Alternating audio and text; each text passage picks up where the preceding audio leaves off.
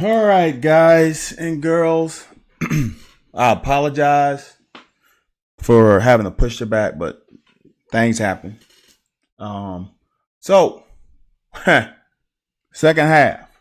I'm sorry that it's got to be done. Just like the first half, you just gotta go through this. It's bad. What's up, Farmer? I appreciate that, brother. Good evening, Steven. Oh man. This is gonna be quick because it's really only one quarter. The fourth quarter, I'm pretty much just gonna run it through, and if there's any questions, I'll try to answer it. You know what? Yeah, I'll do that in the second half. I got a question from someone on Twitter about zoning man, and maybe I'll do that while the film is just playing in the fourth quarter. All right, so we get the ball beginning of the third. Beginning of the third, and it's kind of hard when it's 34-13. So there's your chance of winning is highly unlikely. But I would say this: the guys came out and tried the battle. They gave it a good effort for the situation that we were in. It is what it is. Some of the things I just wanted, like the Georgia team, they don't make many mistakes.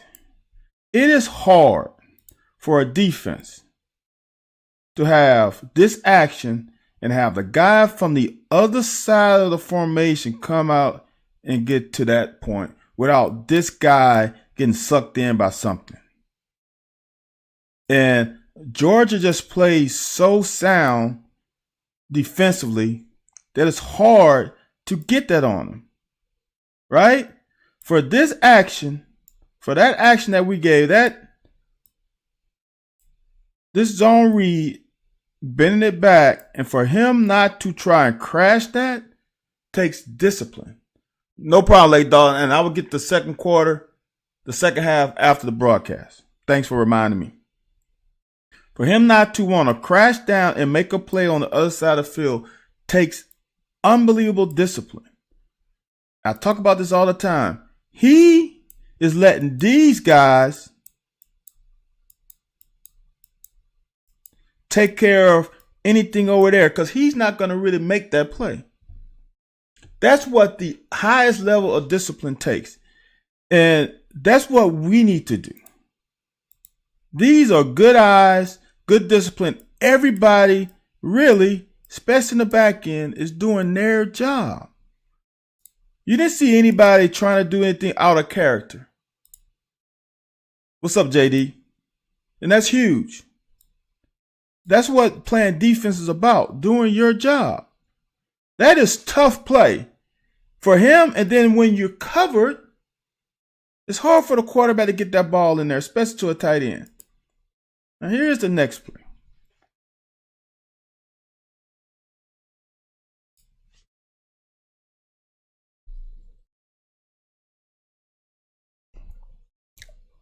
Lake Dog asks, so is discipline coach or how do you develop it? Discipline is really developed in a lot of ways. The easiest way is to have depth. Because discipline is really developed through knowing that the guy behind you is just as good as you. And if I don't do my job correctly, he's going to take my spot. That's where discipline is really developed.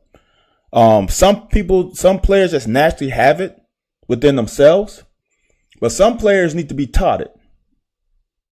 So if I got a freshman, here we say this on the locker Wednesdays, 9 p.m. Eastern Standard Time with Anthony White. If a freshman jumps you in the depth chart, you're done. I don't care if you're a sophomore, a junior, whatever. If a freshman jumps you in the depth chart, you're done. So if a freshman is pushing your ass for playing time, you have to be disciplined because if not, he's going to play in front of you. And like I said, once he gets in front of you, it's hard for a coach to not play the guy who has more years under his tutelage. It's just the nature of football. But You cannot get jammed like this on the line of scrimmage. You just can't. Look at this. He just ran right into him. That's not a rub route. That's not a screen. He's still getting hemmed up 5 yards off the line of scrimmage. That's not good. You just eliminated yourself from the route. Why? You get a hold from Cox, and it's bad, man.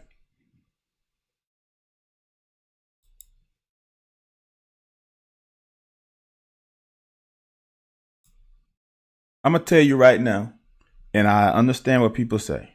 This ain't on a coach. Maxwell, you can't be 9 yards off the receiver. Just can't. Especially with your speed.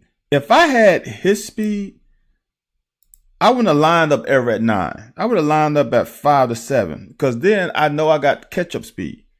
There's no reason for him to be at 9 yards right now. There's no reason.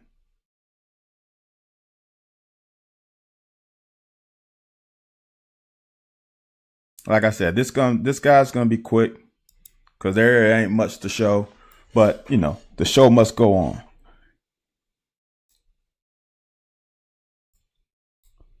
Not a bad job by Weaver, but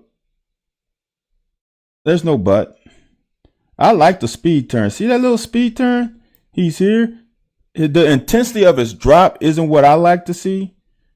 That's why I was gonna say he's too high. But at the end of the day, he gets the job done, use the sideline as his extra defender, and gets him out of bounds. Good job. This is so uncharacteristic. All right. And it's real simple.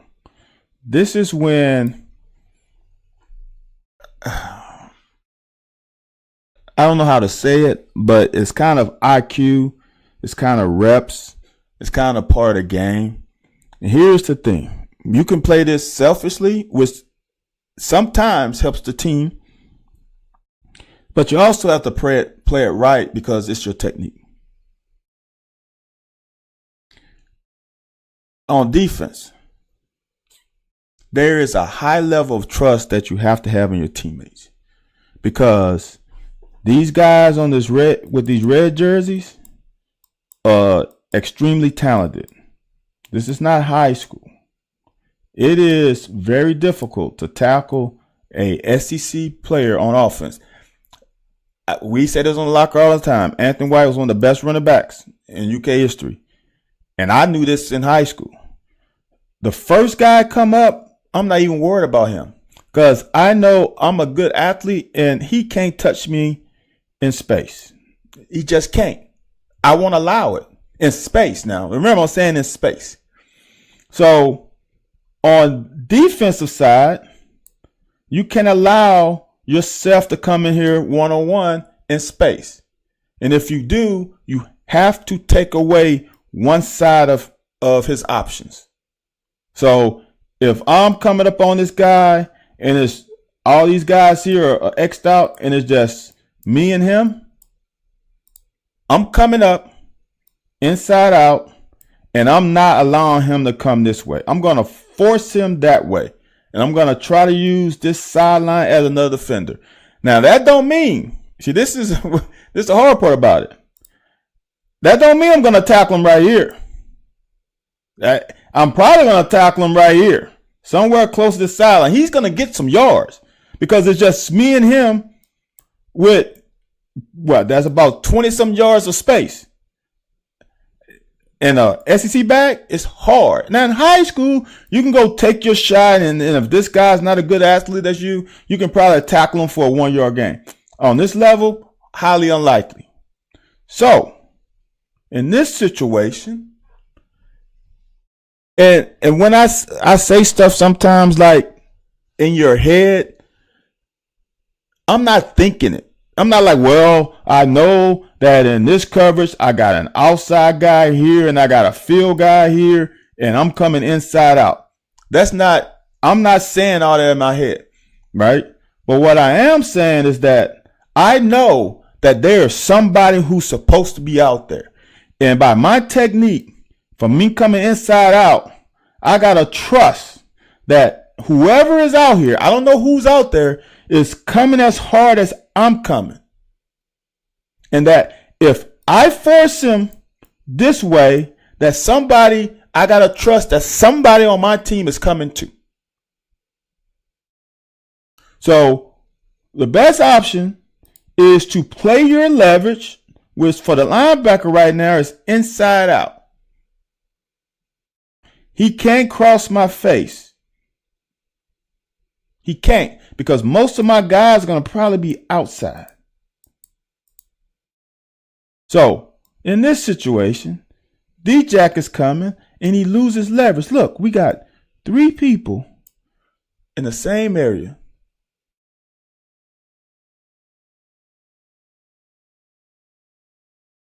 Can't do that. Now, here's the difference too. And this is the hard part. Now, if I'm the contain guy, I'm supposed to set an edge. Well, for me, in this situation, I got to trust that somebody's coming from the inside. Because my definition is I got to set a fence. I got to set an edge.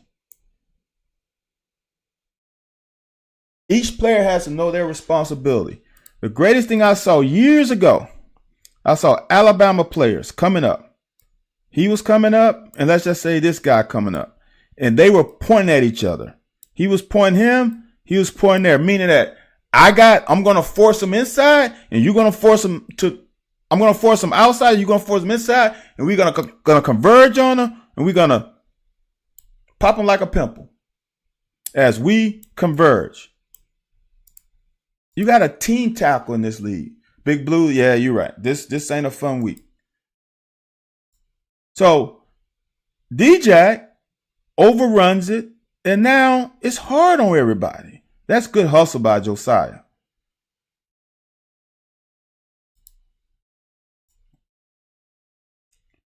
This is a case of I love the way he played it, and then I strongly dislike. All right, it's 3rd and 1. We're playing man. I love the fact Robinson, even though he's got man, he's looking at the quarterback. The great thing I like about it, he drove the outside shoulder just in case he does what he does. And when this receiver stops and goes, he jams him. That is perfect. Can't play it better. Can't play better. Boss, can't wait till he forgets. He's trying not. Steven, I've never said that. I know I shouldn't, because I don't like the fact that young kids can't watch, but it just is what it is. I can't stop it. All right, so that's Jordan Robinson. Perfect. This is a problem with Jordan Lovett. Bad eyes. You playing man. You can't do that. You can't do that. You drive through the receiver, and then you can take a peek and see if you can cut underneath. You drive through the upfield shoulder, so in case he does that, you can get a jam like Jordan Robinson did. This is just bad eyes. You man to man. You just can't do that. Now, luckily, he was really looking for this one, and he had to come off. He came off of it for some reason, because Childress actually retreats too. So now we get a penalty. There's an offensive PI. So now I think this is 3rd down now. Oh, no, this is the pick.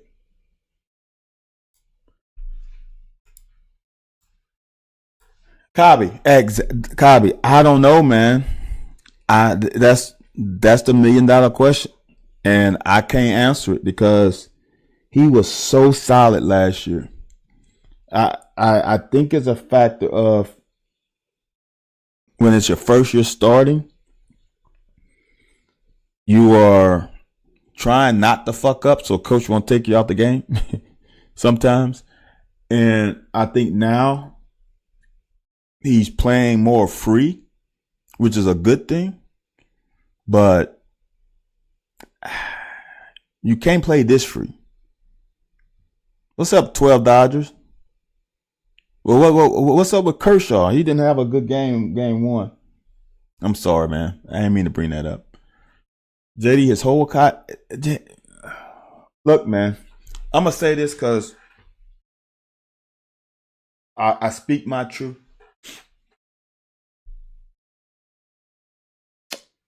Sometimes you are affected. I said this last year with Jeremy Flax. That guy next to him last year was supposed to be a really good player that can help Jeremy Flax. When a guy next to you is not what he should be, it kind of influences you because now you don't have somebody to fall back on.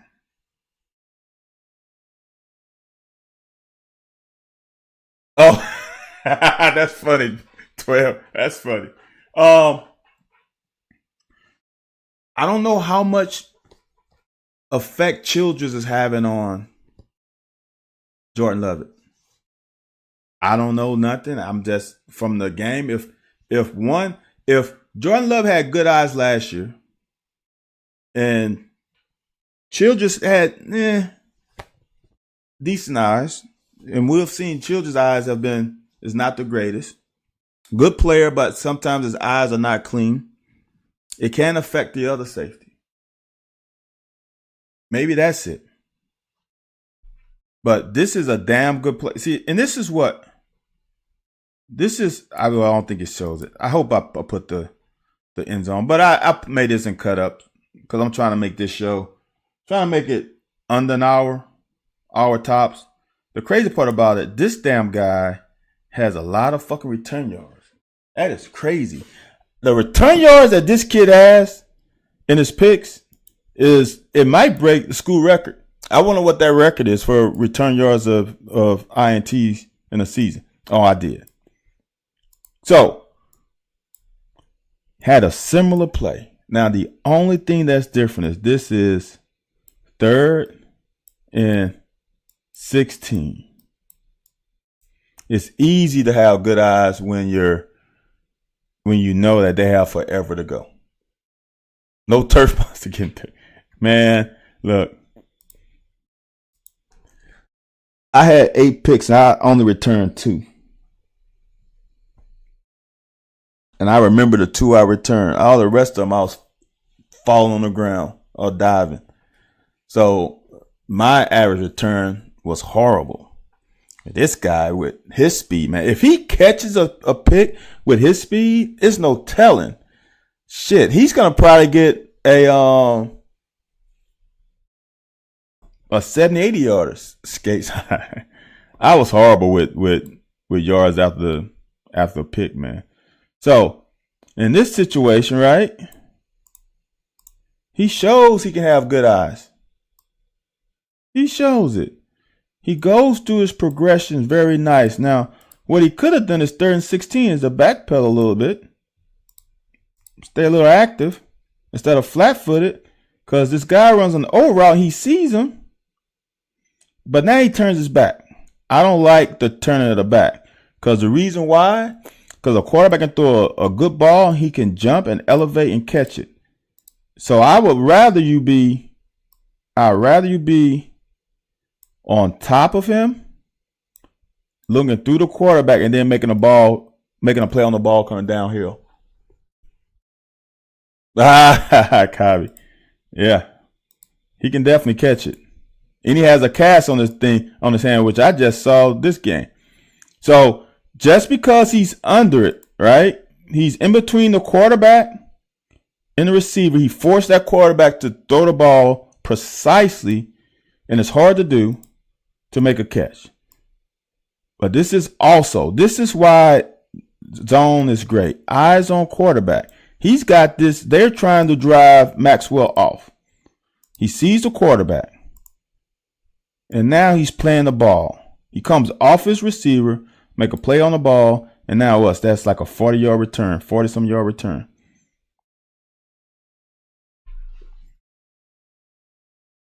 This is This is underrated.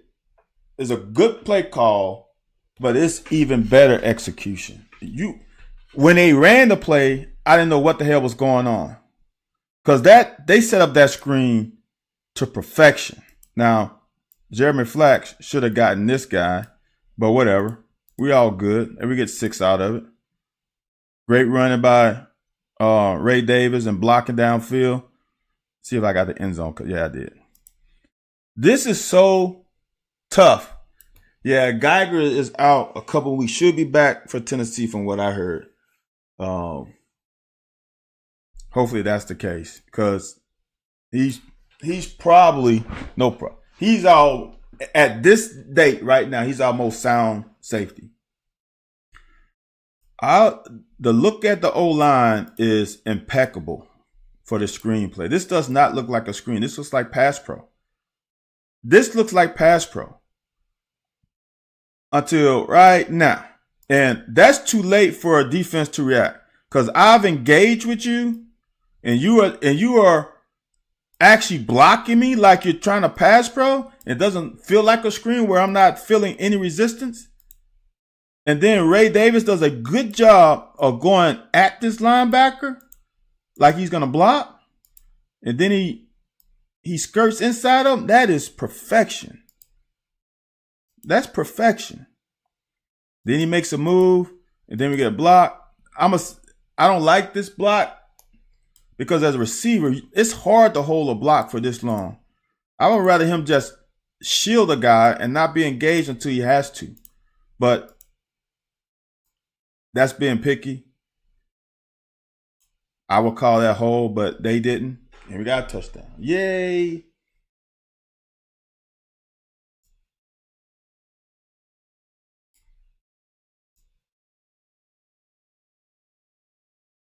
DB's got to get that head up, brother. Got to get that head up, Drew. Justin, that's funny. Why you got to bring up the punter, Steve?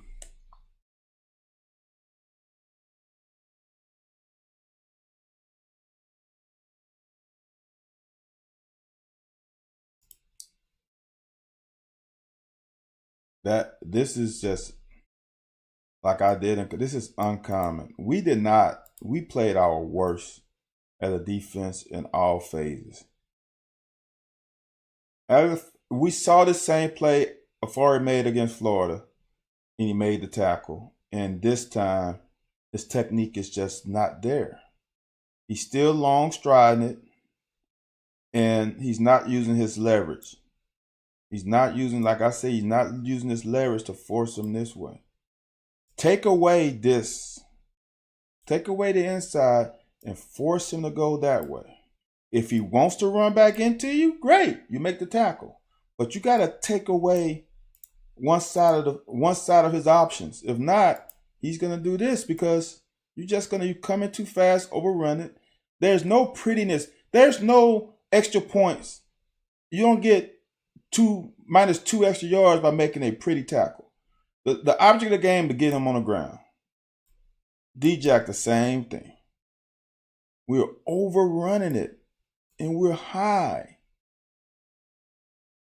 We're high. You didn't use your leverage.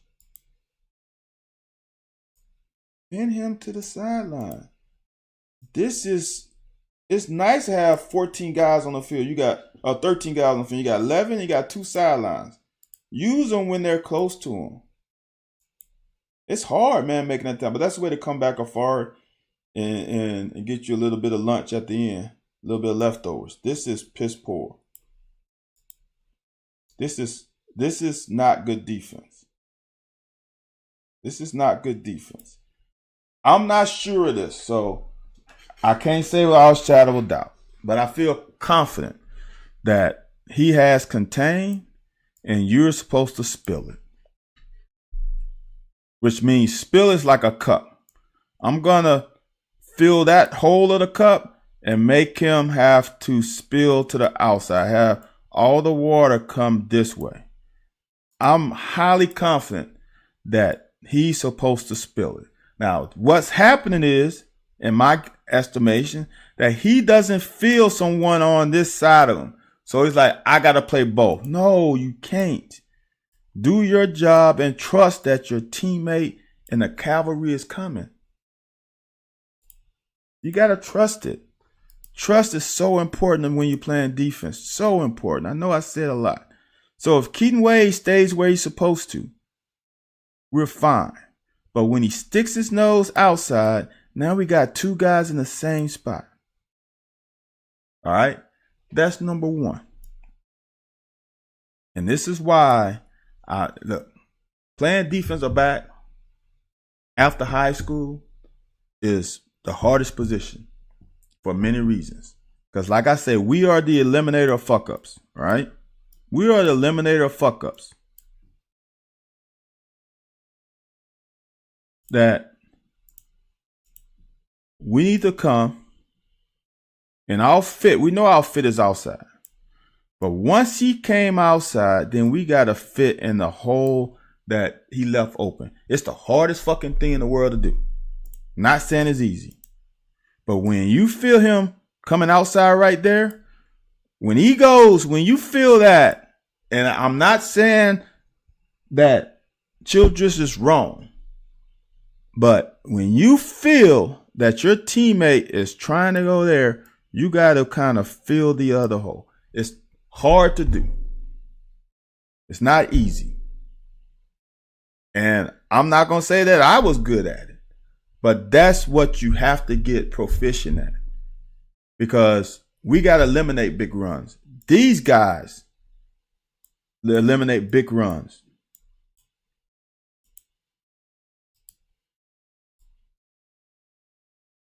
And we let them get a big run. What you gonna ask, JD? I must have missed something about the punter. That's what you're gonna ask. You're gonna ask about the punter, JD. Please say that you're not gonna ask about the punter, JD. Coach Stoops don't want to fucking ask a question about the punter. Just like right now, in this situation here, both linebackers gotta push these two guys that blocking them into that hole. You can't run around blocks. You just can't. Thrower, you can't run around blocks. You make the hole even bigger. You just can't.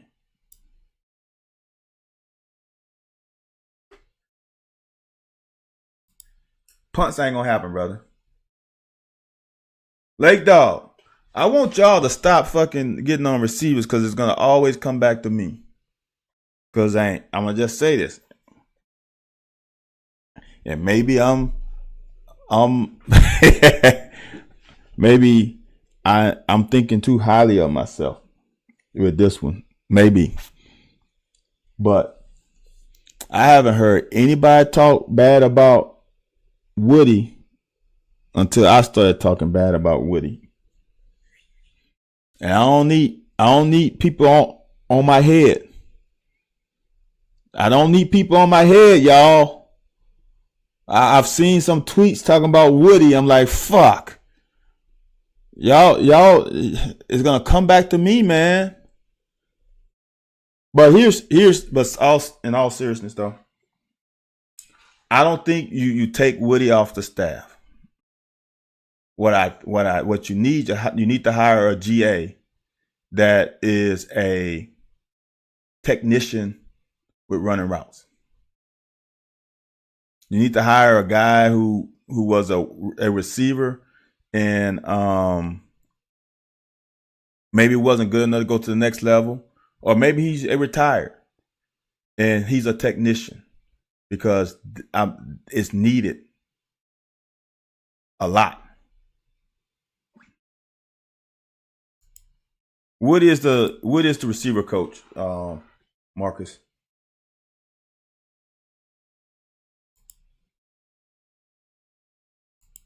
Anybody see this right here?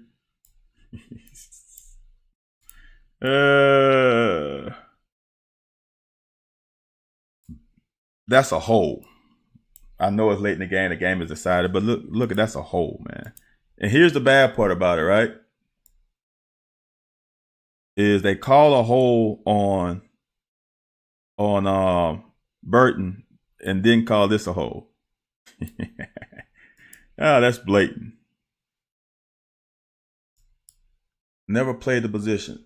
Lake Dog, you don't have to play the position. Seriously, you don't have to play the position. But playing the position helps in certain instances, but you don't have to. You just have to be able to teach it. You got to be able to teach it.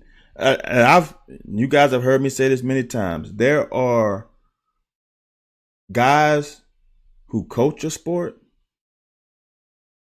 and there are sport coaches. So there's like football coach, there's track coaches, there are basketball coaches, but then there are just guys who just coach basketball. You have to be able to teach the position. And teaching is the hardest part because you have to see, you just can't teach one way. Cobby, that's wrong. Cobby, you own one a day. You just can't teach one way. The same way how coordinators can't coach one way, because every year there's a different group and a different skill set, different guys who can do other things that maybe the guy prior to this group could do. You got to be able to adapt. So in teaching players, you have to come to an understanding, which takes time to learn each guy on and off the field. You got to learn about the guy and what kind of makes him tick and what not.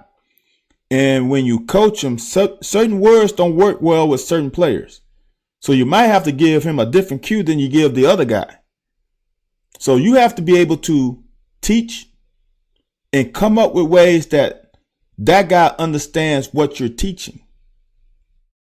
It's not a one-size-fit-all deal. Because I would say this, Dane Key probably came in with a little higher understanding of the wide receiver position. He had a dad that played the sport. He came from a good high school program. That's what you need. See, Farmer, you say Ocho, but can Ocho really coach the position? I don't know. He might be. He may not. Just because Ocho was a good receiver in the NFL doesn't mean he can coach the position. I'm not saying he can't, though. I'm just saying I'm not just throwing out a name like that. I'm not sure that is the name that he can do it. I don't know.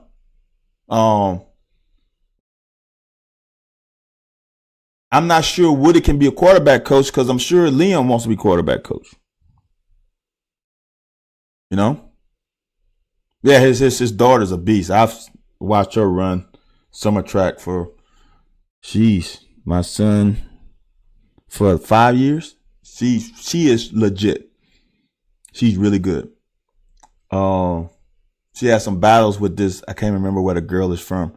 She had some battles in summer track for forever with this one girl, and it was unbelievable matchup. They definitely push each other to be great.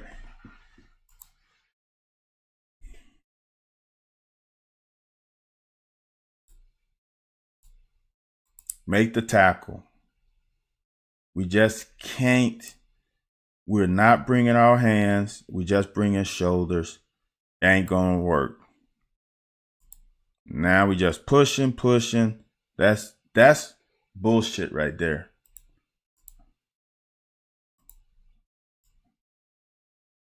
Now we just, what is that tackle? Look at that. I think that's, come on, thrower. What are you, come on. But, thing about it though, everybody's in their gap. Use the sideline to your advantage. Wasn't great. It wasn't pretty, but you pushed them out of bounds. Every gap is covered. We're doing pretty, even though we're on skates. Running to the ball, get them down. Now they trying to get extra cute. I did this cut up. This is a great play by Andrew Phillips. Andrew does what he's supposed to do. He spills it, takes on two blockers. That gives D-Jack time to run laterally and he lays wood on the sideboard. That was a great ass tackle.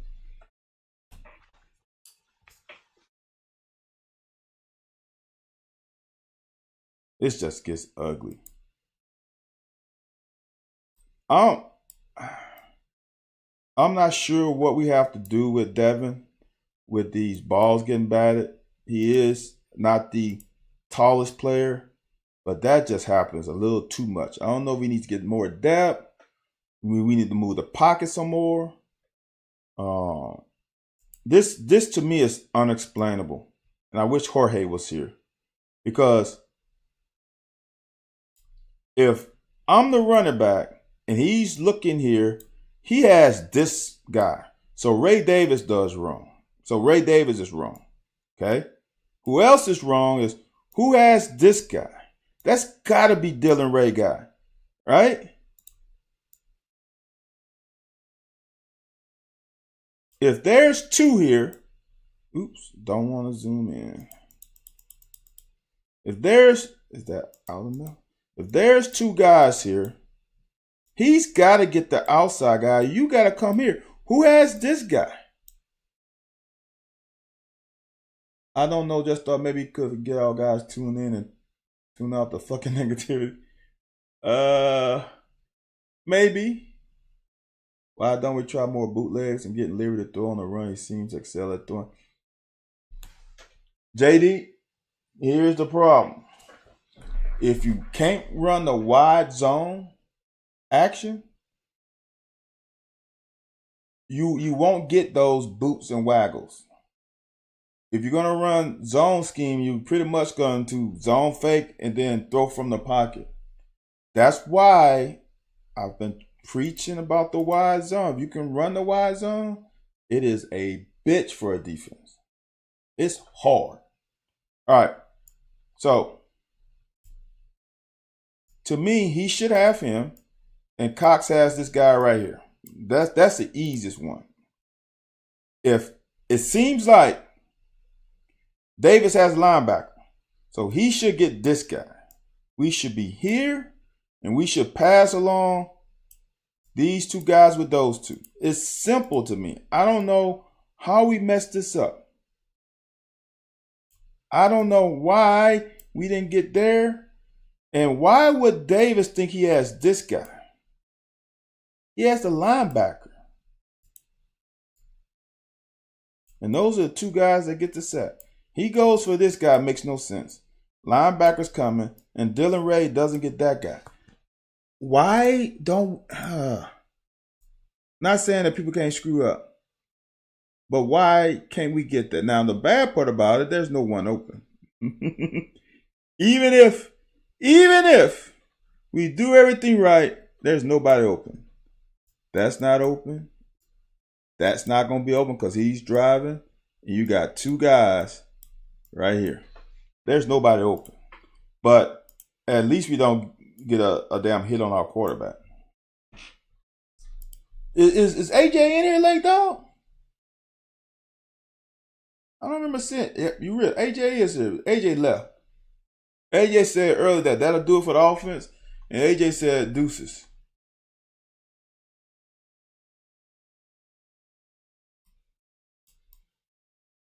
I'm going to just be honest with you, JD. I think these players were done. I honestly think they were done. Not saying that they mailed it in, but it's hard.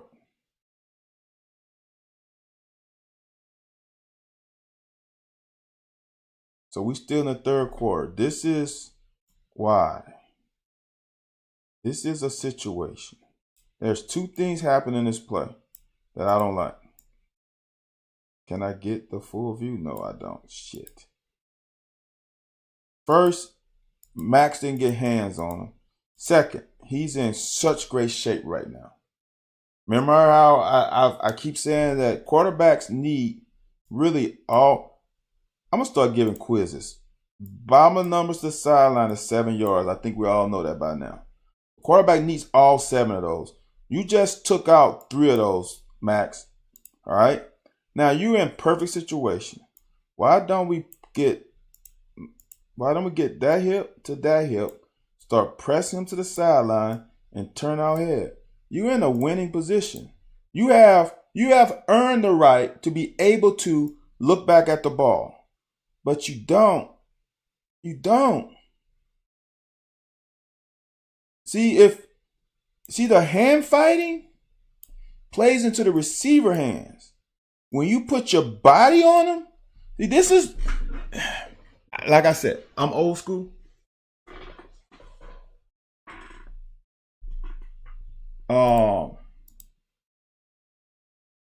You get your body on him, you can feel when he stops better. Also, when you hand fight, they allow all this shit to happen because y'all both doing it. But if you put your body into it and he pushes you off, they're going to call it on the offense. I'm not going to say it because, like I said, that's the way I was taught, and I still believe to this day that's the best way to play this route. Get your body on him, force him to the sideline, turn around, and you'll be able to make plays better.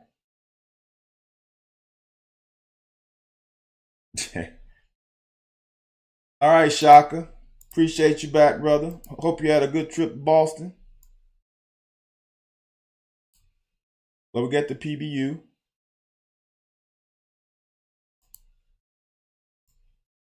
Somehow, I'm not getting... Oh, here it is. I do get all this. This is the one. All right. So I've talked about how offensive players should work leverage. Shaka's gonna be over quickly. We're gonna be out of here probably in 20 minutes. All right. Their receiver doesn't do a good job either. So now, why doesn't Maxwell punch him with that inside hand, get hands on him, disrupt his route? It's also a psychological thing that when you put hands, he's like, damn, he touched me. So now we get a little physical. Now we're able to play this a little better. That's a great catch, though. But I think Max could have still played that better. It might not have turned out. It might have turned out the same way. But I think with Maxwell's skill set, I think that could have been. It could have been better a defended. All right, this play. I did this in cut up. Y'all, like I said in the cut up, I wanted to see what the announcer said on this, and they were not right. All right. We were playing zone. We were playing corner blitz. All right. And it's obvious, like I said, when this guy motions and he doesn't shuffle out with him, that means he's coming. All right. Typically in zone blitz, when the corner comes, the safety to his side is locked in man to man. All right. So this is what I want people to understand. This is why I question IQ, because it's simple to me. Maybe I'm just, I don't know. All right. So think about it from this way, right? There's a receiver out here. We got a corner out here. All right. We got this guy and this guy, right? But this guy doesn't run a route. Think about this with me. Here's the thing. Coach Smith, love him to death. Coach Rick Smith used to say, I can coach you guys all the responsibilities, the scheme, and everything that you are supposed to do within the framework. Now I'm paraphrasing. I can't coach you how to make plays. Simple as that. So I'm the one who asked, well, coach, what does that mean? He said, well, if you see something, go get it. Just remember, if what you see doesn't come back the correct thing, I'm going to get on your ass. But I'm not going to tell you not to never go make a play. All right. So this is when IQ matters. Okay. This is when IQ matters. This is when you need to learn everybody's responsibility on the field. Now, I'm going to say this.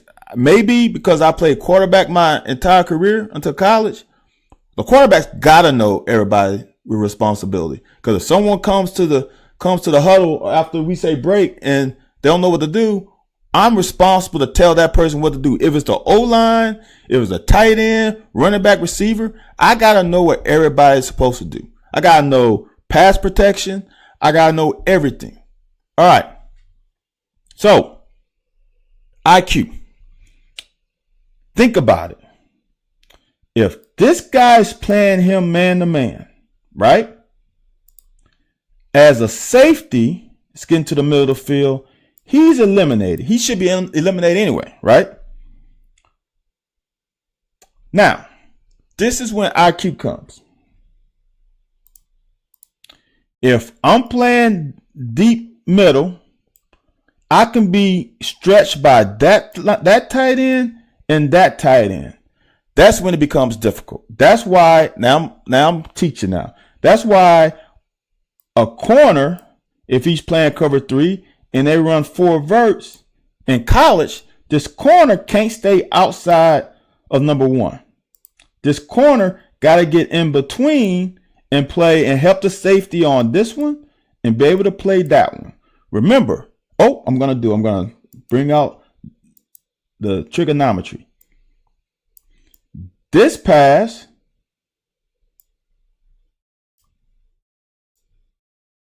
is longer than, see this new software, than this pass.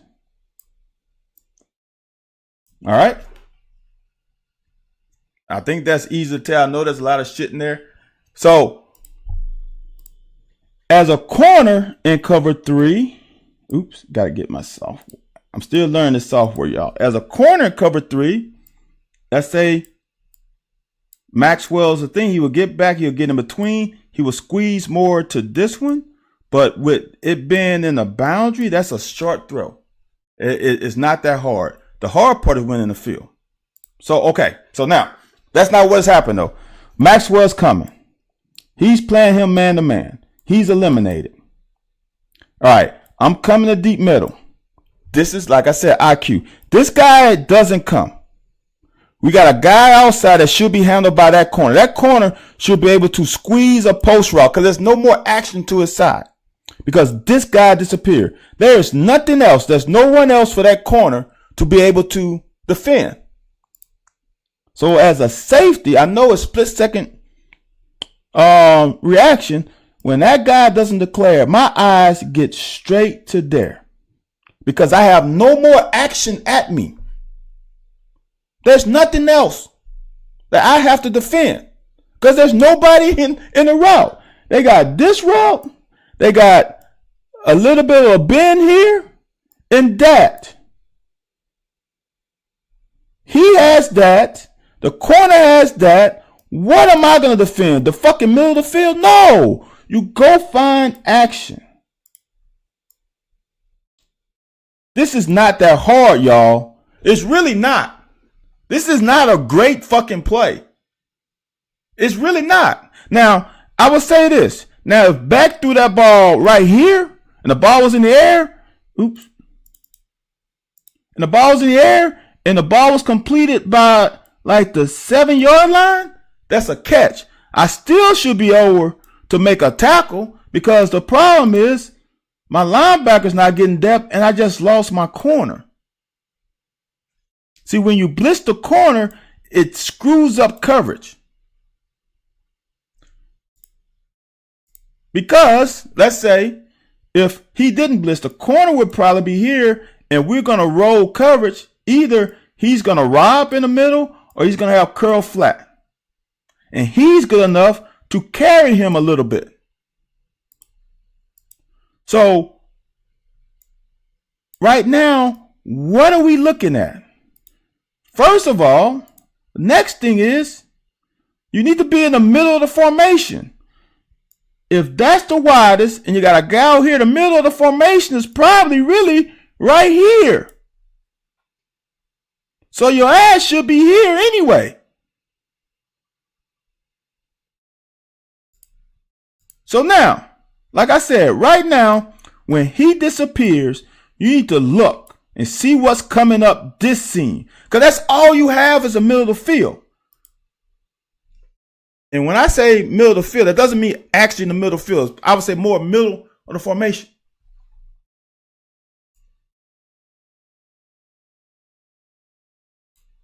Linebacker, I was so no. This is not now. Could he have played this better? Sure, but he's a linebacker. Linebacker's not going to carry that. He tried to get a hand on him, but why is the safety still over here? Makes no sense. He does. Not a good one, but he tries to. But this is all that said, JD. Yes, it's all that is true. All that you guys can say. I played with linebackers. I can count on two fingers the amount of guys that gets a good fucking jam on a tight end or on a slot. It doesn't fucking happen. I know. I think that's thrower, JD. But if this safety, if Childress would have fucking weaved over here, all he had to do was get right there, JD. That's all. That's all. If he got right there, JD, he's got. Now we're going to go. Now we on this. Remember, the DB should be able to break 1/3 of the distance of the throw. Okay? If he's right here, this ball is a 25-yard throw, right? Because he catches it in the end zone. 25 yards. 1/3 of 25 is 8 something. If he's right here, from there to there is less than 8 yards.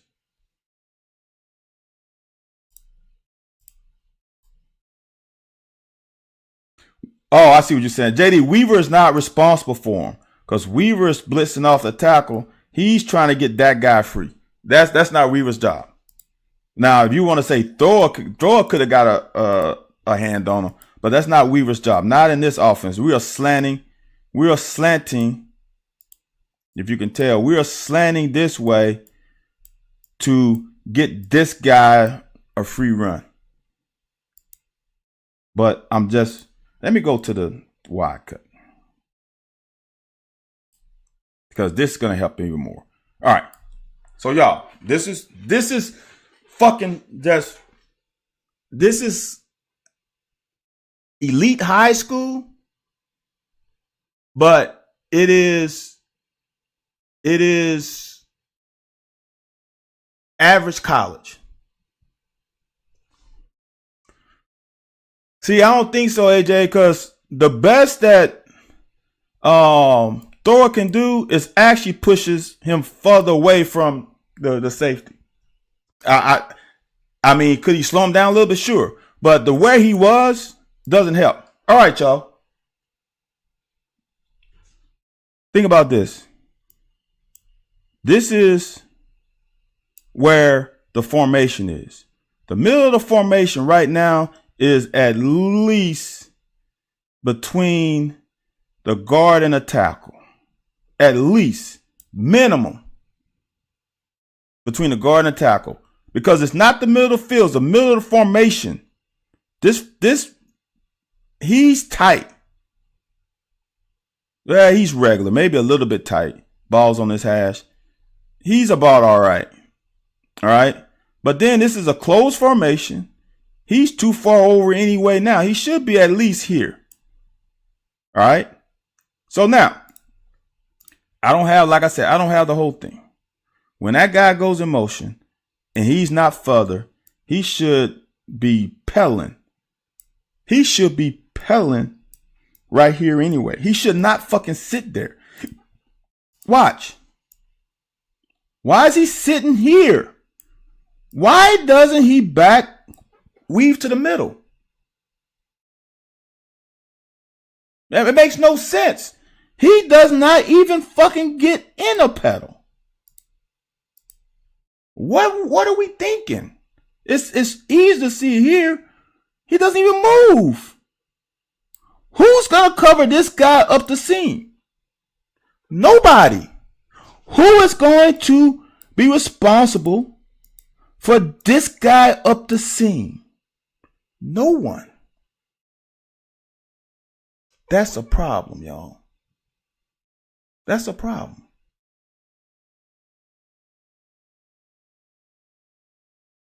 Well, JD, you just can't. I understand what you're saying. You can't. The reason why you can't is because we are trying to get this guy to get a free release. So you can't mess with him because now this guy is going to come over. It's just, you just can't, because we are trying to get this guy a free rush. So you got to slant and you can't go here and then go there. It's just, you want to call it a bad call, then you can call it that. But you cannot, Weaver can't get a hand on him. Thor can, but like I said, but Thor is inside. He's going to just push him further away from the safety. But it makes no sense. Just look how close he is to the play, right? Look how close he is to making his play, right? Just imagine he was right here. That could be a PI. I mean, a INT. Look, he doesn't come off of his landmark. This is what I want you to understand. This is when he goes across. There is no reason for you to stay right here. There's absolutely zero reason. Zero. You should at least get to there. And then from there, watch. He never gets to there. He stays on this fucking goalpost. Right? He stays on the goalpost to the ball. He even sees it right here. And he doesn't fucking move. He stays on the goalpost the whole time. And there he goes now. That's how close he was. Just imagine. So he is about 4 yards away, maybe 3.5 yards away from contact right there. Right? 3 yards. Ball strong. Just imagine he was right here. That's like 5 yards away. He picks that. He picks that. Now there are some situations where there's a check out, but this guy coming across isn't a check out, and the reason why is because you still have a guy here and you got a guy here. So now, if you want to say that he didn't pick up on this and he thought that maybe he would, that he still had him, that's still on you. That makes it even worse.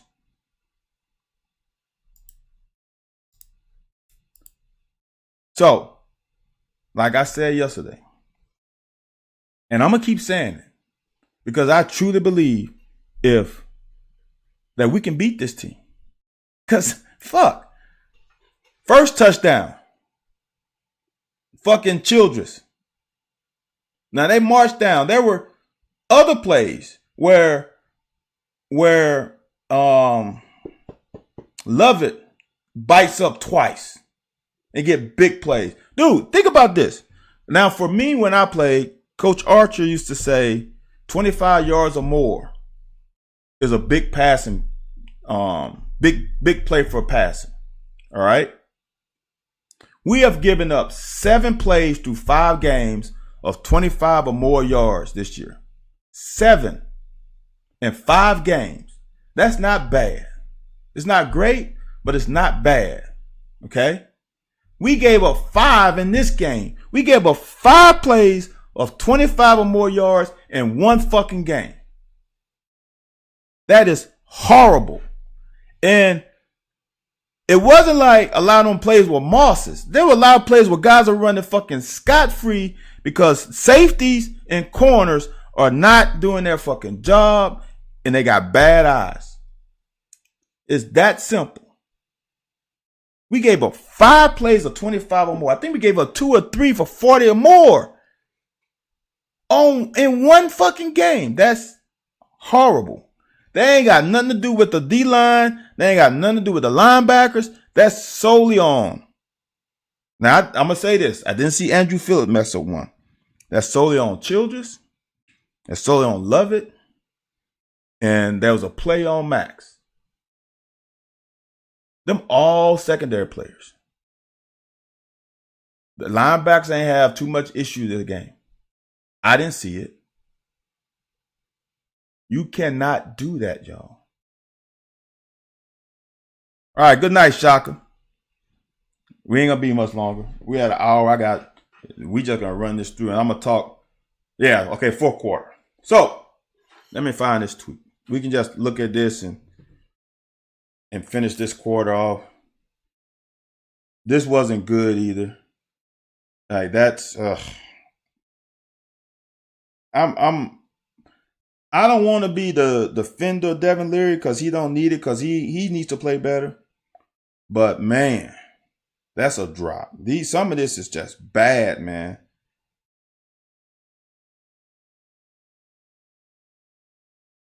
It's just bad. Let me find a tweet. Good play by Ox, man. Come on, make the tackle. 4th down. Oh, man, what's the guy's name? Good play. Getting some yards. I think it's Dean the Cat.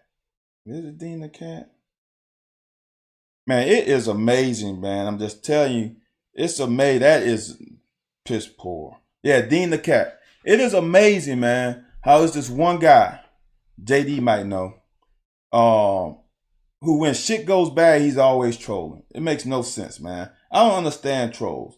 Dean the Cat asked, come on, man, we got to get the quarterback down. I wonder if you can explain why we play zone, comparing why Cal loves man-to-man so much and how some dudes struggle with that style. Peeps would get out.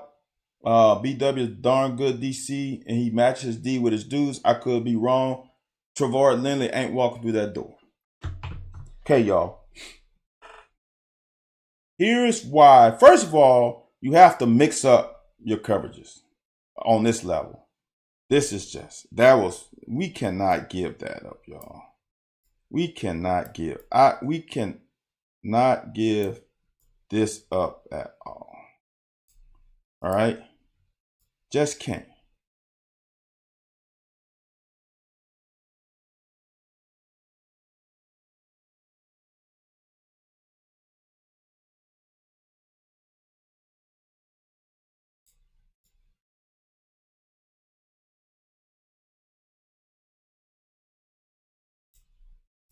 Get depth. Here's the thing about this. If there's nobody in front of you, right? There's probably somebody behind you. There's no reason. See, this is where bad eyes come in. Because you would think this is on thrower, right? But I'm not sure who this is right here. I don't know that Noah Matthews. Why are you on this one? You want them to throw you don't want them to throw the 30-yard pass. You want them to throw the 3-yard pass. Get your ass back here. She should be on the same level as thrower, and he is going to be able to make that play. Thrower makes him elevated. Linebacker here should be making that play. We just giving away fucking big ass plays for no reason. See? Just imagine. Just imagine if you had a guy right here, how his angle to this is better than that. He did his job. He made that ball have to be elevated over. All right, zone and man. The issue with man is it leads to big plays. Now, I had someone say something about playing two-man. So playing two-man, you get two safeties over the top with man underneath. There's an inherent problem with two-man. See, because, let me just say this. Since, man, we're done with this. There ain't no reason to watch this. There ain't no reason to watch the rest. All right, so teaching lesson. So let's say you play cover two in college. Most colleges play a thing called two read. Oops. We call it two read. It's not your traditional two, which is the corners play the flat. The safety have half the field. The safety has half the field. Corner has the flat. The reason why that is a bitch. Two plays. Four verts. So that means the safety has to cover two guys. And if you got to go almost 27 yards, it's impossible for that guy to cover both. It's impossible. All right.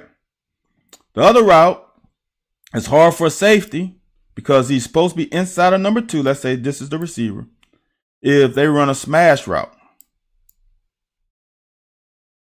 he's inside that. This pass is easy. All right. It's just easy. Even in two-man. Because in two-man, unless this guy's that good, he's going to probably be behind him. All right. So, if you play two read, we're reading number two. Corners and safeties. If number two goes vertical, the corner has to sink in case of the smash route, so he can be under that. If you go back to the intro of Watching with Styles, there's a pick I had against Georgia. It's cover two, and they run a corner route, and I'm sitting, and I pick the ball off. That's cover two. All right. If he goes vertical, the corner is going to carry one, and the safety is going to carry two. All right. So that's why two read is better than cover two. So now, if you play two-man, the safety is responsible for 27 yards. I mean, is it possible? Sure. But these guys better be damn good man-to-man. Because even though, in theory, you got help over the top, what if number two goes vertical? You as a corner probably ain't going to get much help on one going vertical. That's just the nature of the beast. So, the reason why you play man, this is the reason why you play, the reason why you play zone. The advantage of it, if everybody has good eyes, is you got eyes on the quarterback, you see when he throws, and you can break on the ball. That's when the 1/3 of the distance of the pass comes in only in zone. So I'm going to tell you right here, when I play zone, I line up at 9 yards, and I would barely backpedal. You know why? Because I knew that most routes, short routes, was about 5 yards. Right? 1/3 of 5 is like 2-ish. So if I'm here and I'm at 4 yards away from him, if I break early enough, because I see the front hand come off the ball, I might be able to break more than 4 yards. You look at the intro, the interception against Louisville where I jump over the guy's shoulder, that's cover 3. And I was playing at 9 yards. He ran a 5-yard hitch. Guess what happened? I picked it off because I read quarterback eyes. I read quarterback front hand. I broke through the receiver. And then I said, okay, the ball's coming. Then I jumped over his inside shoulder. That's the advantage of zone. It's all eyes on quarterback. You can break on the ball. Okay. The other thing advantage of zone, if you can run so many different, this is where Lake Dawg said, Kirby said, this is where you can become exotic in zones.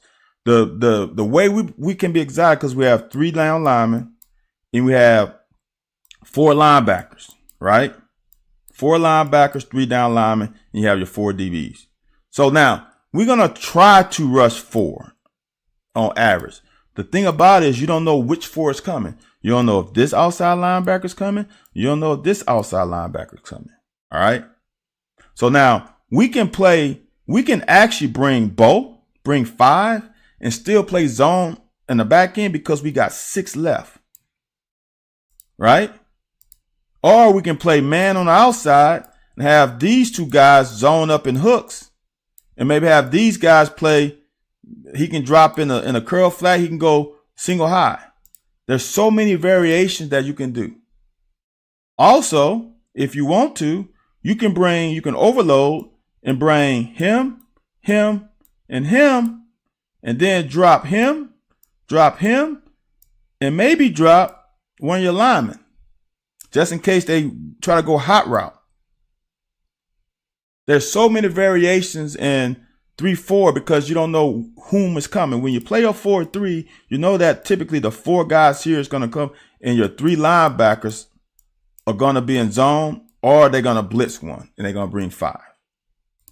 The problem with man-to-man, here's the problem with man, is you better have some fucking dogs on the outside. And not dogs on the first play, not dogs on the second play, not dogs on the third play. When you're in a 6-play drive and you playing man-to-man against 2 different receivers, because you know what happens? When he runs a route and he's cooked, he taps his top of the helmet, then another guy from the sideline comes on and takes his place, and your ass just ran 30 yards down the field and then got to run back. When you play man, it lends to bigger plays. And you got to have guys who can play man. Now, truth be told, people don't understand that we play a lot more man this year. If you watched last year with Carrington Valentine, you saw him play man on one side and they played zone on the other side because they felt like he was good enough in man. So sometimes when people say we're not playing man, they don't know what they're talking about because you don't have to play man from press. You can play man from off. There's a play early in the first half where Max is playing man from off. You have to mix it up because once these guys know they can run stuff, they can run rub routes, they can get stuff that can throw off your coverage or press man. And if you miss in press man, it's touchdown. If you think back about when Georgia first started making the playoffs and they were losing if you really watch those games because they was giving up big plays because they were putting their corners on consistent islands against good receivers. The good receivers, it's like a great pass be great defense. A good receiver is going to be a good DB the majority of the time. Especially if these guys don't get there. And these guys pick up the blitz well, you are in shit creek. You as a corner only want to cover for 3 seconds. Now, like I said, we have played more man than what I think people are giving credit for. And I need to understand what makes zone soft. Is a zone soft because he's 7 yards off? That's bullshit. That's not soft. Know what soft zone is? When your safeties line up 15 yards off the ball. That's when you know it's soft because the safeties are so far because they give a big bubble. The corners line up at 9 and we just backpedaling real fast because we just going to give up all this because we either up by a lot of points or the time is running out. Lining up at 8 yards is not soft defense. It's not. Now, if their eyes are bad, it can look bad. But playing at 8, at 9 yards is not bad. I played my entire career in college at 9. My entire career. Now, there were sometimes you would see me, I might line up at 5. Sometimes I line up at 5. See, because now I'm just talking this through, y'all. I line up at 5 when the receiver comes to the line of scrimmage, right? I line up at 5. When he turns his head to see when the ball snap, I would just shuffle back or backpedal a little back and get to 8 to 9. So now, this is a trick. If he sees me at 5 and he starts, right? And I'm at 8 and he doesn't break my cushion, he thinks I am hauling ass out of my back pedal, which means to him that, oh, if he's backpedaling that fast, I got him on this, on a little hitch, because he won't be able to get out of that back pedal. Well, lo and behold, I'm not really backpedaling that fast. I line up at 9. I got the 9 before the ball was snapped. So I'm only taking a couple steps. And now when he thinks he's got me on a hitch, well, then my ass is coming. I'm either going to blow your ass up or I'm going to get a PBU or possibly interception. So just because a guy lines up off a receiver does not fucking make it soft. Now, where I'm at, I'm going to give a few more minutes. Now, if you're playing cover 3,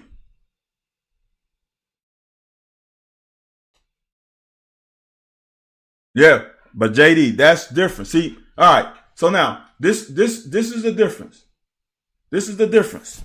When you're playing zone, you can line up at 9. When you're playing zone, you can line up at 9.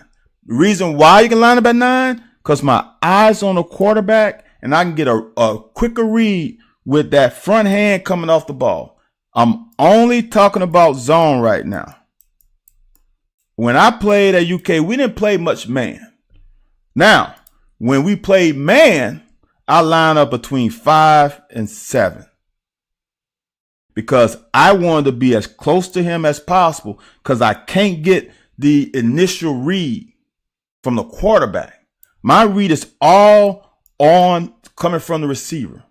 So for me, when we played man, and I was a bigger corner, I played typically about above 185 to 190. Well, beginning of the season, I probably played at 195, then I just kept losing weight. All right, so I want to line up at 5 and man, because here's the difference, y'all. This is the key. So in man, I line up at 5 to 7. If I'm at 5, I'm backpedaling a little faster than I'm at 7. But for me, I want to get my hands on you as soon as possible, because the majority of routes are thrown between 10 and 15 yards. The majority. Now, you can have a 9 route, right? But I play quarterback. To drop a dime on a 9 route is highly unlikely. So if I'm playing man and you drop a dime on a 9 route, I'm just tipping my cap. I'm tipping my cap to you. All right? Because I know how hard that is to throw. So my thing was, I'm going to line up at 5 or 7. All right? And I'm going to try to, when you approach me, I'm trying to jam the hell out of you. Then I'm going to follow you. Because in my belief, all I got to do is guard you for an extra like 8 yards. Because that's typically where passes are thrown. All right.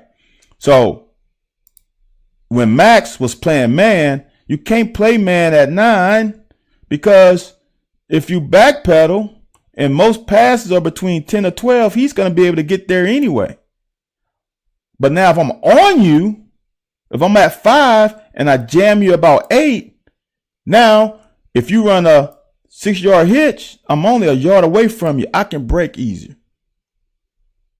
So that's the difference in technique. And that's why I got on Maxwell, because you're going to play man, you cannot line up at 9 because you don't get the early cue. There's no break 1/3 of the ball in man. It's just not. But I'm a zone guy because I like to read the quarterback. I like to get the jump on the pass. I like to be able to do that. And in college, here's the other difference. A lot of people watch a lot of pro ball and they see a lot more man. The reason why back in the day, pros played more zone. Pros had to start playing more man when they went to that damn 5 yard no. You're only jamming 5 yards. Because in that case, I can't jam you. If I get in trouble in zone and you run a double move, I'm cooked. Because I can't jam you like in college. So it's better for me to get on you as soon as possible, disrupt the timing, and I can be next to you, than to wait in zone. But now here's the thing. The Legion of Doom for the Seahawks won a Super Bowl, and them MFers played cover 3 the majority of the game. So it's all about the talent level and the execution. Damn, Tampa Bay with Tony Dungy played Tampa 2. Where did Tampa 2 come from? It came from Kiffin. The Bears with Brian Urlacher specialize in cover 2. So there are so many ways you can skin a cat. But here's the thing. If you play man, you better get pressure on the quarterback. Because your corners are going to get cooked. If you're going to play man, and that doesn't, it can be single high man under. It can be 2 high man under. It doesn't matter. If your guys can't play man, they're going to get cooked. That's why 2 read is better than 2 man.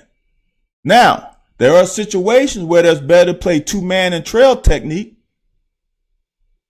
Especially got a guy, like I said, I play a guy like Reggie Russ. You got a guy like Reggie Russ that got range, then 2 man is probably something that you can play.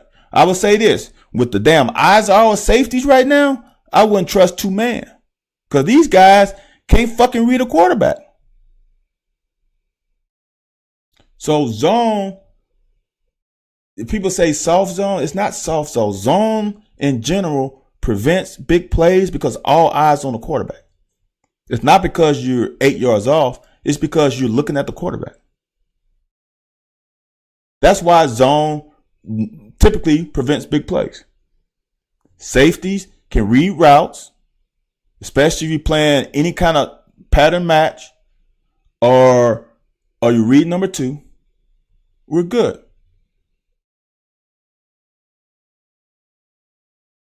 Marcus Baker, it seems like our coverage and man is fine, but a problem with I think that zone is making play on the ball. I've seen multiple times where we've been in a position to have made the play. I would say this, if you playing man, this is the toughest part about man, is that you don't see the ball. So it's hard. The receiver has the advantage of seeing the ball.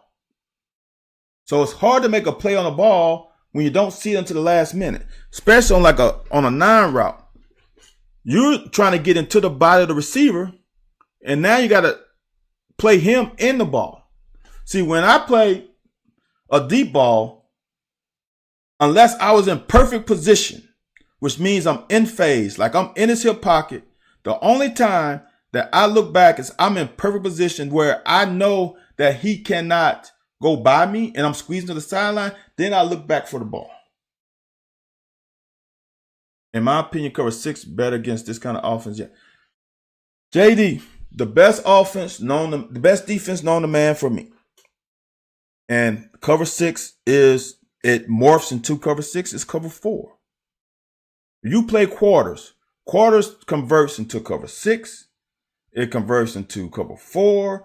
It converts into cover 2 based on the read of number 2. So for me, if I was coaching a defense in college, we would play quarters. Because even though quarters is the foundation, it converts to so many things based on the release of number 2. Cover 2 read turns into cover 4 based on the release of number 2. So my 2 coverages, as cover 2 read is called palms by a lot of people. The coach for TCU kind of made it really popular in college. Palms and cover 4 are my go-to coverages. I will call cover 3 so I can get an extra man in the box. But to me, cover 4 is better than cover 3 because I can't get beat on 4 verts. And in cover 4, my 2 safeties are lined up 10 yards flat-footed, maybe 9 depending on how talented they are. They line flat-footed, they read number 2, and they're in the run game right now. Which zone has more eyes on the tight end? All zones have what I just showed you, Steve, in the last 2 days. I think I illustrated how Bowers got open because we had bad eyes. The damn last play was fucking it. That last play to me put a damn cherry on the top of how bad we were at safety. It just, we gave up a damn touchdown. We gave up 2 touchdowns on that shit. We gave up big plays because we got a safety. Damn playing patty cake with the damn outside linebacker, Wade. It's like, then we had damn Maxwell Harrison trying to act like he's down Dick Butkus, RIP, playing corner and having damn Bowers run right by him. Like, that's the kind of shit. That's how the guy got wide open. That ain't have nothing to do with the damn defense. That's why I continually to say that people have to understand this. On offense now, if you want to get on the play calling, you can do that. You can. I would never, like JD and his Steelers and Matt Canada. I understand. But on defense, it's a little different. See, I'm going to get to you. On defense, it's a little different. Because I don't know what they're going to run. It's all about execution. I'll tell you this. My freshman year at Kentucky, Mike Archer, first year at Kentucky, brought a new defense. And we played a lot of zone. And I think our pass defense at one time was ranked number 3 in the nation. I think we ended up being top 10, but definitely top 15. And we fucking played zone. We played, at that point, I think we really played only 2 zone coverages. Cover 2 and cover 3. And we got fucking, 6 picks against Florida? So, it's not that. Coach White, see, this is why I love these coaches. Coach White is going to say shit like that to protect his players. But here's the deal. It don't matter what he calls if everybody execute and fill their gaps and do their responsibility. Now, it'll be different if people will get mossed and just out athlete. That's why I feel like we can beat this team. None of it. We got one play where the receiver caught that ball in the end zone, got that foot down. That was a great play. That's out athlete somebody. Other than that, we had wide fucking open people because guys' eyes were horrible. JD said, I meant cover 6 specifically when they run. Okay, so now, JD, here's the difference. Now, there's so many ways you can run trips, and you can run cover 4 in trips. See, even if you go cover 6, right, you still need someone to handle number 3. Are you going to have the safety come over that was on the cover 2 side to handle the trips? So it's really not cover 6 anymore. What you can do is still run cover 4, right? But you lock the outside receiver on the trips. Or you can lock the backside. It's up to you. You lock one of the corners and you play cover 4 on the other 3 guys left. So if you got if you playing like what is it? Not a 3-3-5. What is it? 3-2. And you got extra DBs, and you got outside linebacker, nickelback who plays corner, or if you're in nickel and that corner and that nickel used to playing corner, well, that nickel plays like a corner. And you're playing cover 4 off of number 2 and number 3. And then backside, you can play cover 6. You can play cover 2 if you want to. But we still call that cover 4. Or if you want to now, you know that corner on the single receiver side, you know he's locked. And then that safety on the backside actually covers number 3 if number 3 goes vertical. Because that's the only thing that can hurt you.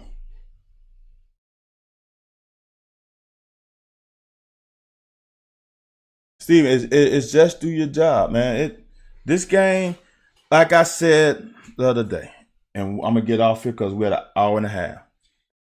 If we got out athlete like in 2021 and 2018, I wouldn't feel like I feel right now. But this game right here, Georgia did nothing special. In this whole first half, we just hurt ourselves. We hurt ourselves with penalties. We hurt ourselves with failure in execution on the defense. The offense, actually, y'all, if you really go back and look at it from not from a, oh my God, we lost the game 51-13. Look at the first half and those first few drives. We had something going. We just shoot ourselves in the foot. And if we just make them march the ball down the field and stop giving them chunk plays. This is the first game we gave up so many fucking chunk plays. We don't give up chunk plays. It's like the Florida game. As Coach Archer told me, I was fortunate to play with great coaches. Coach Smith with the whole 1/3. When Coach Smith told me you should be able to break 1/3 of the distance of a pass in zone, it triggered something in me, and that's when I started playing 9 yards deep. Because I knew 1/3, especially out in the field, that's a long ass pass. That's like a 20-yard throw or more. That's 7 yards. I can get 7 yards off of him. I could be 7 yards off of him and still make a play on the ball. So then I'm like, well, why can't I line up at 9? He's not going to run a 2-yard route. He's probably going to run between 5. If he don't stop at 5, then it's going to be 10 to 15. And I'm at 9, and I get to 12, and I read the quarterback, and he runs a 5-yard hitch. That's my shit. So that, and when Coach Archer, now I forgot my train of thought. What did Coach Archer say?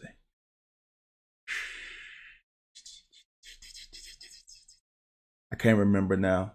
But I had great coaches, and they gave some good insight, and that changed my life in playing corner in college. And I think that's why I played well in college, because I played it from the mental aspect. Not to say I wasn't a good athlete. I wasn't as good as some other fuckers, though. I mean, shit, I played with guys who ran 4.3s. I played with Stephen Hall, had an over 40. Stephen might have a 42-inch vertical. That was not me.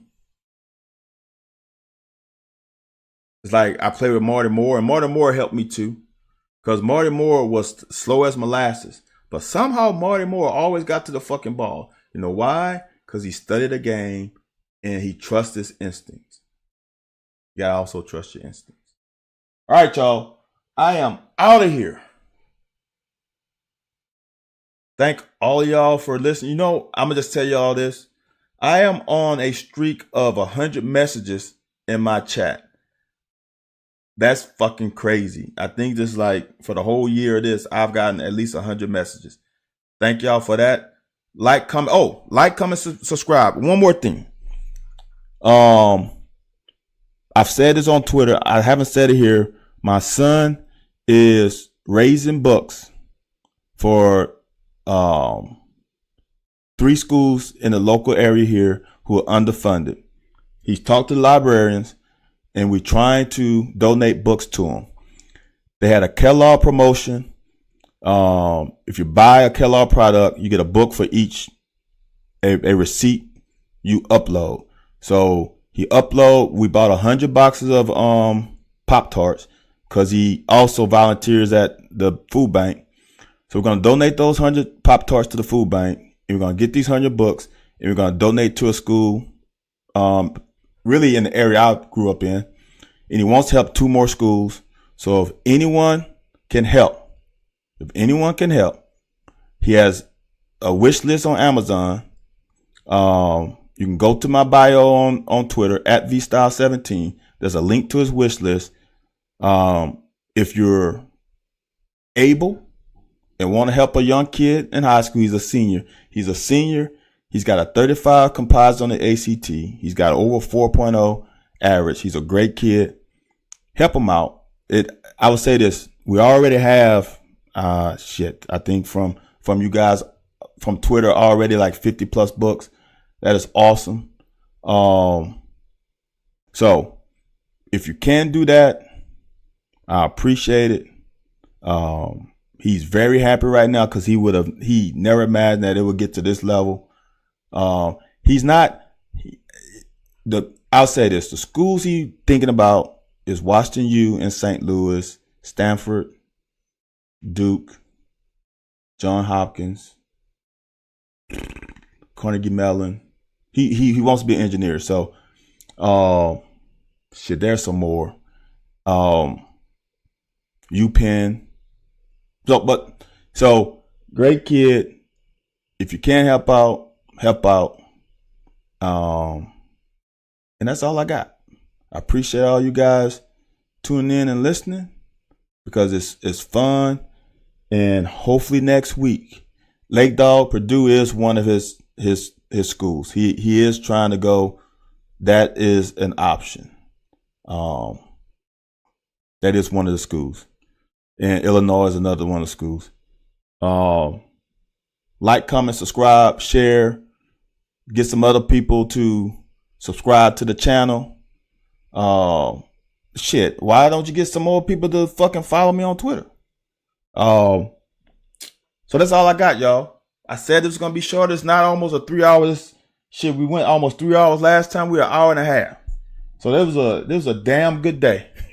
Again, thank y'all for listening, and I'll see y'all next week. Hopefully with a big ass W and everybody's happy again.